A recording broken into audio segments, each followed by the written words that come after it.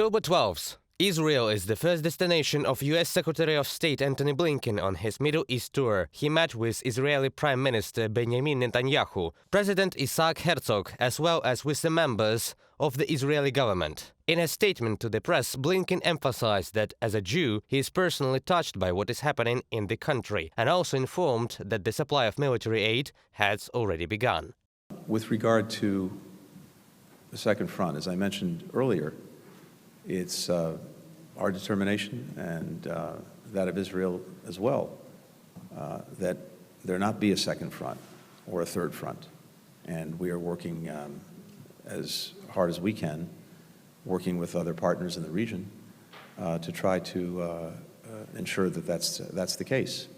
After his visit to Tel Aviv, Blinken visited the West Bank administration, where a significant number of Palestinians live. As Western media write, this territory can become a second front. There, the Secretary of State held talks with the head of the Palestinian National Authority, Mahmoud Abbas, and then he went to Jordan to meet with King Abdullah II. This is an attempt by the American administration to return to its Middle East policy, which practically did not exist. In Washington, in the White House, they realized that it was necessary to include diplomacy with other important players in the Middle East, include such important countries as, for example, Jordan, which has long had diplomatic relations with Israel, but at the same time, of course, cannot openly side with Israel in the fight against the Palestinian movement. Qatar is the first country of Blinken's extended tour list. Earlier, Emir Tamim ibn Hamad Al Thani stated that the state would stop gas supplies to the world if Israel continued to shell the Gaza Strip. Upon arrival in the capital Doha, the Secretary of State said, in particular, that work was underway in cooperation with Israel to create safe zones for civilians. We've discussed with the Israelis and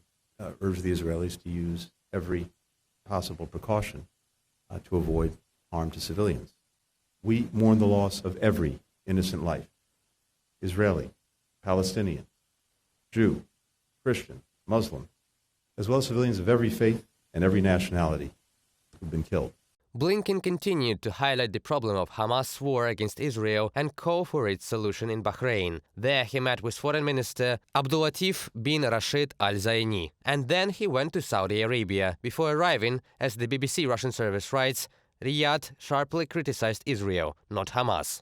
Without a concerted effort to end this constant return to violence, it will always be the civilians that suffer first. It will always be civilians on both sides that end up paying the price. So I hope that we can find a way to de-escalate the current situation and then hopefully move forward to a more permanent solution. So thank you again for coming to me, and thank you for all your work. Each country has its own stories, its own agenda, and in fact, Blinken recalls that America has some kind of relationship with these countries. Once they were frozen, now they're being thawed. And in general, Blinken comes and asks for understanding of Israel's actions, not support for Hamas, and of course, not entering the war on the side of Hamas. At least isolate Hamas to some extent, promising that the Americans will put pressure on the Israeli government, rather so that there will not be a too bloody, massive and protracted war in the Gaza Strip. The United States now must maneuver well between its allies in the Middle East. According to experts, this is due to the fact that the goals of the warring parties are mutually exclusive. Israel wants to demonstratively punish Hamas, and the Arab countries want to protect the population of the Gaza Strip.